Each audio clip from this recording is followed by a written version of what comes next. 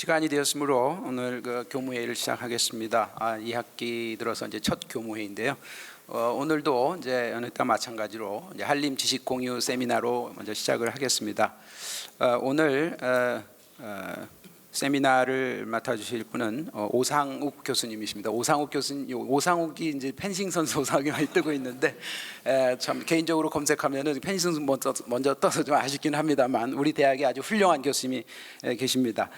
바이오메디컬 학과의 교수님이시고요. 서울대 생명과학과에서 박사학위를 받으셨습니다. 이후 유니버시티 오브 펜실베니아에서 박사후 연구원과 선임 연구원으로 활동하셨고요. 현재 글로벌 의사 과학자 양성 사업 등 여러 사업을 이제 수행하고 계십니다. 오늘은 꿈의 항암제 CAR-T 암과 자가 면역 질환 치료의 획기적 진전이라는 제목으로 발표를 해주시겠습니다. 박수로 맞이해 주시기 바랍니다. 네, 소개 감사드립니다. 제가 펜싱 선수 오상욱을 이겨서 네이버 검색에서 이기려면 정말 연구를 열심히 해야겠다는 생각을 하고 있습니다. 네, 다시 인사드리겠습니다. 작년 9월에 바이오메디컬 학과에 임용된 오상욱입니다. 저는 제가 오늘 먼저 이렇게 제가 연구하는 분야와 저의 연구를 소개할 수 있는 자리를 마련해 주셔서 감사 인사드립니다. 제가 연구하는 분야는 제목처럼 암과 자가 면역 질환을 치료하기 위한 면역세포 치료제, 그 중에서 CAR-T 세포 치료제를 개발하는 연구를 수행하고 있습니다. CAR-T 세포 치료제는 종종 뉴스에도 나오지만 올 초에 반영된 눈물의 여왕이라는 드라마 소재로 나오면서 더 많은 분들이 관심을 가지게 되시고 또 이해를 하고 계시게 된 것 같습니다. 이 드라마에서 여주인공인 김지원이 연기한 홍혜인은 이 그림에서 나오는 것처럼 뇌 속에 하얗고 뿌옇게 보이는 암세포가 자라는 클라우드 세포종을 진단받습니다. 암 환자를 치료하기 위한 가장 일반적인 치료 방법은 수술로 제거하거나 또는 방사선 화학적 치료 방법을 사용해서 치료하는 방법입니다. 근데 이러한 치료 방법들은 치료가 불가능한 암도 있고 또 정상 세포를 포함해서 증식이 활발하거나 활성화된 세포를 비특이적으로 제거하는 방법으로 치료 후에 많은 부작용을 야기한다는 단점들이 있습니다. 그래서 이 드라마에서는 클라우드 세포종을 치료할 수 있는 유일한 치료 방법으로 CAR-T 세포 치료제를 말하고 있습니다. 과연 사실일까요? 그리고 또 만약 사실이라면 CAR-T 세포 치료제가 과연 어떠한 점이 다른 치료 방법과 다르기 때문에 이것이 가능하다는 것일까요? 드라마 작가가 인터뷰를 했지만 클라우드 세포종은 사실 존재하지 않고 글라이오블라스토마라는 교모 세포종을 드라마 소재로 변형시킨 것입니다. 교모 세포종은 5년 생존율이 6.9%밖에 안 되는 매우 치료가 어려운 암이고요. 현재 많은 연구진들과 연구팀들이 CAR-T 세포 치료제를 이용해서 치료하려는 노력을 수행하고 있습니다. 올해 초에 교모 세포종에서 많이 발현되는 EGFR과 IL-13 리셉터 알파2라는 단백질을 표적으로 하는 CAR-T 세포 치료제의 임상 1상 중간 결과가 발표되었습니다. 이 임상 시험에는 총 6명의 환자가 참여하였는데요. 그중 1명의 결과를 간단히 살펴보면 이 환자는 71세 남성 환자로서 기존의 방사선 치료와 화학적 요법을 치료를 받았지만 이미 2번의 재발이 진행된 상태입니다. 또 이 뇌 영상 사진에서 보시면 하얗게 보이는 게 암세포인데 이 암세포가 CAR-T 세포 치료받기 전에 하루 전에 이미 기존보다 증식하고 있는 것을 확인하실 수 있습니다. 하지만 CAR-T 세포 치료제를 치료받고 나서 하루만 지났을 뿐인데 뇌 영상 속에서 암세포, 하얗게 보이는 암세포가 사라진 것을 확인할 수 있습니다. 그렇지만 현재 기술의 한계로서 치료 효과가 지속적이지 못해서 한 달이 지났을 때는 다시 이 환자의 뇌 속에서 암세포가 자라는 것을 확인하실 수도 있습니다. 그렇지만 고무적인 점은 암 환자의 뇌 속에서 CAR-T 세포 치료제를 이용해서 암세포만을 선택적으로 제거할 수 있다는 가능성을 확인한 점입니다. CAR-T 세포에서 CAR는 키메릭 항원 수용체의 줄임말로서 잘 아시는 것처럼 키메라는 여러 동물들이 섞인 상상 속의 동물입니다. 그래서 이 CAR-T 세포 치료제를 어떻게 설명할 수 있을까를 고민하고 있었는데 지식 공유 세미나에서 이전에 화학과 이호재 교수님께서 유전자 조작과 코팅을 캡틴 아메리카와 그 아이언맨을 비유해서 쉽게 설명하시는 걸 보고 나서 저도 이걸 사용하겠다라고 마음 먹었고요. 카티 세포 치료제는 환자의 몸에 있는 비실비실한 T 세포를 유전자 조작으로 강하게 만드는데, 이때 강하게만 만드는 게 아니라 암세포를 인식해서 공격할 수 있는 다양한 무기들을 장착할 수가 있고요. 그래서 이러한 무기들을 이용해서 암세포만을 선택적으로 훌륭하게 제거할 수 있게 있는 것이 이제 가능해지는 장점이 있습니다. 그래서 카티 세포 치료의 진행 과정을 잠시 설명드리면, 환자의 몸에서 T 세포를 분리해서 실험실로 가져온 다음에 유전자 조작으로 암특이적 항원을 인식할 수 있는 무기를 카티 세포에 도입하고 이를 많이 불린 다음에 다시 환자의 몸에 투입하게 됩니다. 그래서 카티 세포제가 꿈의 항암제라고 불리우는 이유는 높은 치료 효과 때문입니다. 현재까지 총 6개의 카티 세포 치료제가 미국 FDA에 기존의 치료 방법이 효과가 없거나 반응이 없는 재발성 불응성 혈액암을 대상으로 승인받았습니다. 그리고 여기 빨간 박스안을 보시게 되면 완전 관해율을 보여주는데, 카티 세포 치료제로 치료했을 때 33에서 82.5%까지 굉장히 높은 치료 효과를 보여주는 것을 확인하실 수가 있습니다. 앞에 설명드린 것처럼 이 치료 대상인 환자들이 재발성 불응성 혈액암, 기존의 치료 방법들이 효과가 없었다는 환자들을 감안한다면 그 중에서 약 절반 정도 이상이 치료 효과가 있었다는 것은 매우 고무적인 결과라고 할 수 있고, 이 정도면 꿈의 항암제라고 부를 수 있을 것 같습니다. 빌 러드위그 씨는 2000년에 만성 림프구 백혈병으로 진단을 받았고 여러 번의 화학요법이 실패했고 쇠약해지셔서 그 골수 이식이 불가능한 상태였습니다. 근데 주 거주지가 뉴저지였고, 뉴저지 바로 옆에 필라델피아가 있고, 필라델피아에 있는 유펜에서 카티 세포 치료제를 이용한 임상 시험이 준비 중에 있었습니다. 그래서 2010년도에 세계 최초로 카티 세포 치료제를 투여받은 환자가 되었습니다. 그리고 건강하게 퇴원하였습니다. 하지만 안타깝게도 2021년에 코로나 바이러스에 감염돼서 돌아가셨습니다. 하지만 돌아가실 때까지 암은 재발하지 않았습니다. 그래서 유펜에서 카티 세포 치료제의 연구와 임상을 주도하는 칼준 교수는 이러한 결과를 바탕으로 혈액암을 완치할 수 있다라고 말을 하고 있습니다. 에밀리 화이트 양은 세계 최초로 카티 세포 치료제를 투여받은 소아암 환자고요. 6살에 급성 림프구 백혈병을 진단받았습니다. 그리고 여러 번의 화학요법이 효과가 없었고요. 골수 이식이 불가능한 상태였습니다. 그때 운 좋게도 유펜과 찹에서 소아암 환자를 대상으로 카티세포 치료제 임상시험이 열리게 되었고 2012년에 세계 최초로 소아암 환자로서 카티세포 치료제를 투여받았습니다. 그리고 현재까지 암이 발생하지 않고 있습니다.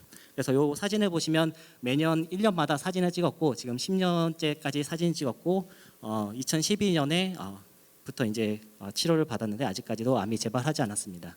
그리고 이 에밀리 화이트 양은 본인이 치료받은 유펜에 작년에 대학교 신입생으로 입학도 하게 되었습니다. 그래서 2012년에 치료를 받았는데 올해가 2024년이니까 벌써 치료를 받은 지 12년이 되었고 그 12년 동안 암이 재발하지 않고 건강하게 학업을 유지하고 있습니다.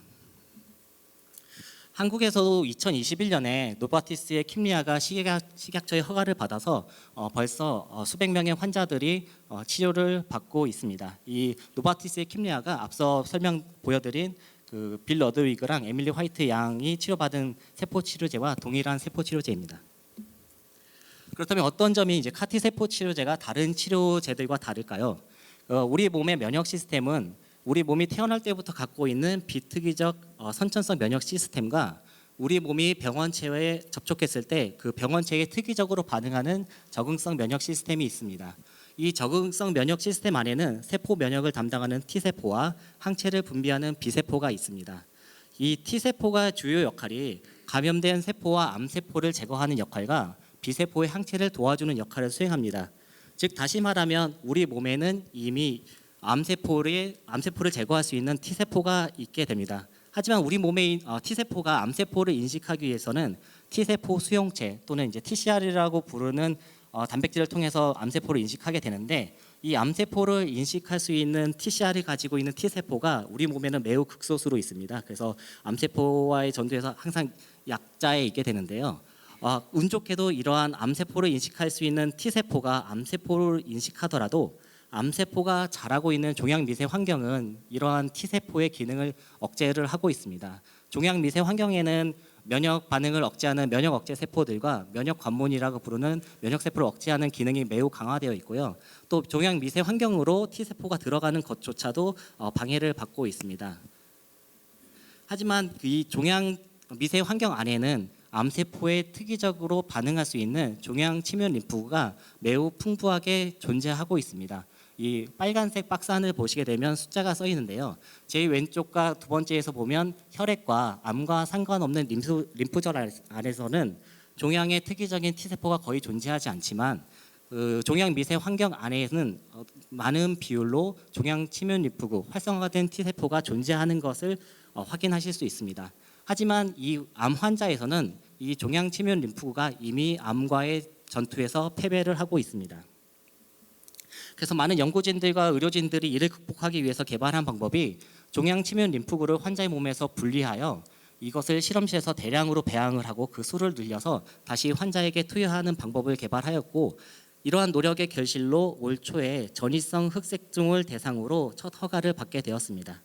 하지만 T를 포함해서 T세포를 직접적으로 치료제로 사용할 때는 여러 가지 해결해야 될 문제점들이 있는데요. 그 중에 하나는 T세포가 암세포를 인식할 때 TCR을 통해서 인식해야 되는데, 이 TCR이 암특이적 항원을 직접적으로 인식하는 것이 아니라 주조직 적합성 복합체 또는 MHC라고 부르는 것과 암특이 항원의 3차 구조를 인식한다는 점입니다.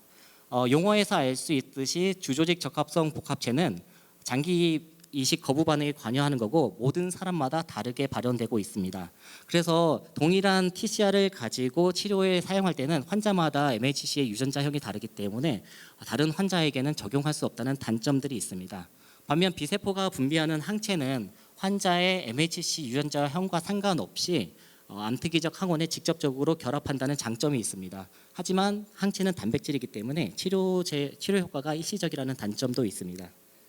그래서 CAR-T 세포 치료제는 환자의 몸속에서 장기간 암세포를 제거할 수 있다는 T세포의 장점과 MHC에 상관없이 암특이적 항원을 직접적으로 인식할 수 있다는 항체의 장점이 잘 융합되어 있습니다.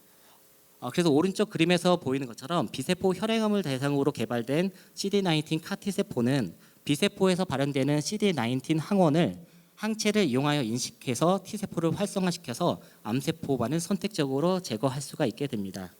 그 결과 환자의 몸에서는 B세포가 제거되고 완전히 제거될 수 있고, 그래서 완치까지도 가능하게 됩니다. 그렇다면 이렇게 암 환자를 대상으로 치료 효과가 높은 CAR-T 세포 치료제를 꼭 암 환자를 위해서만 사용해야 되는가라는 의문이 생길 수가 있고, 그러한 의문에서 제가 속했었던 연구팀은 B세포에 의한 자가 면역 질환에 관심을 가지게 되었습니다.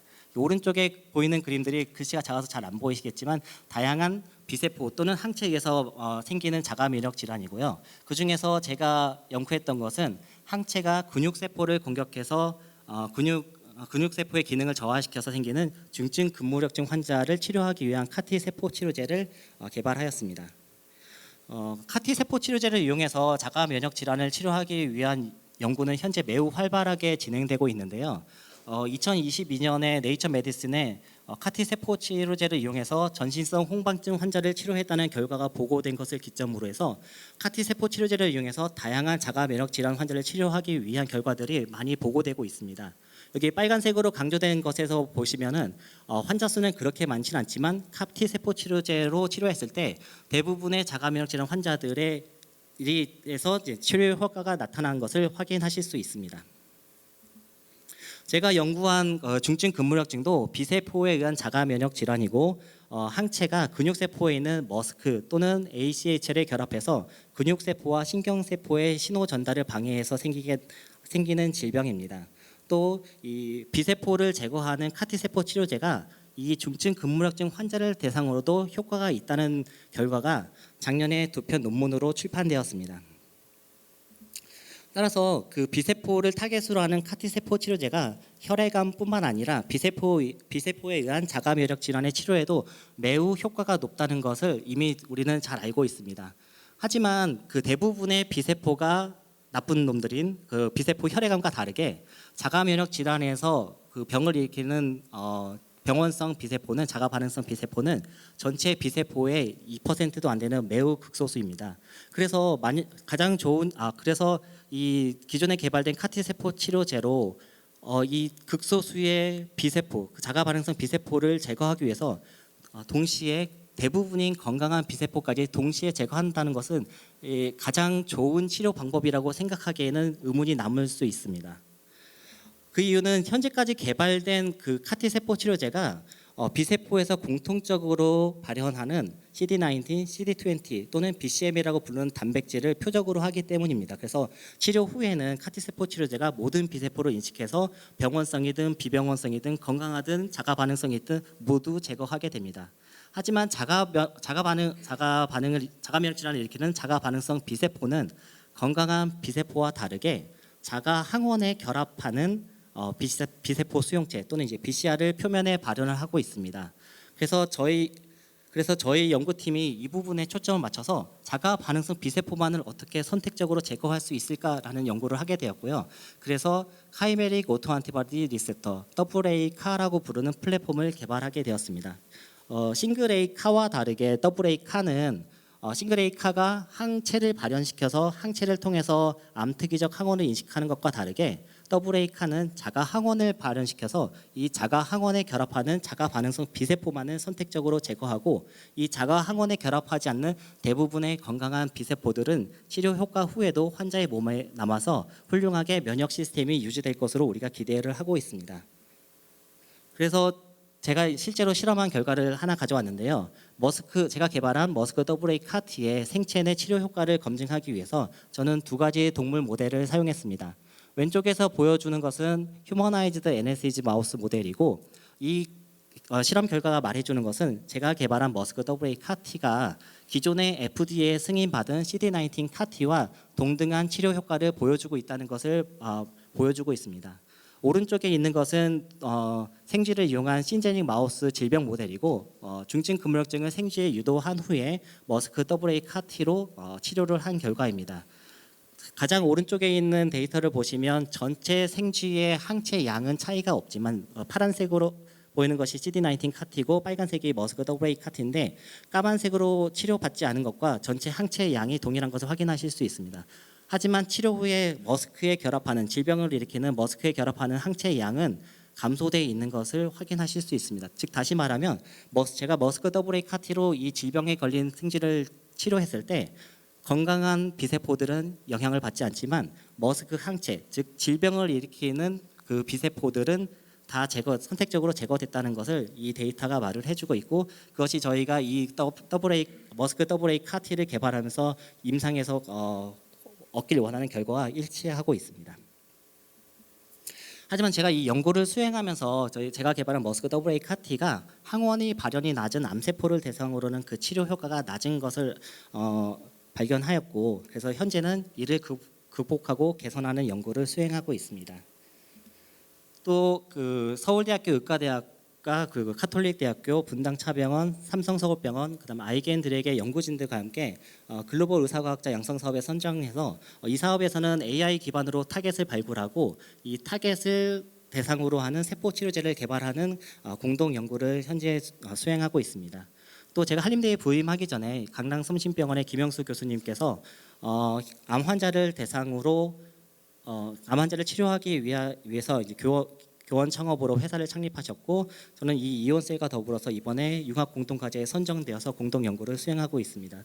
또 이온셀과 더불어서 강원 테크노파크 스크립스 코리아 항체연구원 그리고 홍천에 있는 서울대학교 시스템 면역의학 연구소와 함께 공동 연구도 수행을 하고 있습니다. 제가 이제 바이오메디컬 학과에 부임한 지 1년이 조금 지났는데요. 저희 과 교수님께서 자기 일처럼 제가 잘 정착할 수 있도록 많이 도와주셨고 또 한림대학교에서도 많은 지원을 해주셔서 벌써 많은 공동 연구를 수행할 수 있게 된 것 같습니다. 또 이 자리를 빌어서 저를 도와주실 많은 교수님들과 교직원 분들에게 감사 인사를 드리고 싶습니다. 또 오늘 발표를 통해서 또 제 연구를 소개함으로써 다른 많은 교수님들과 함께 더 많은 공동 연구를 수행할 수 있는 기회가 생겼으면 좋겠습니다. 네, 경청해 주셔서 감사드립니다.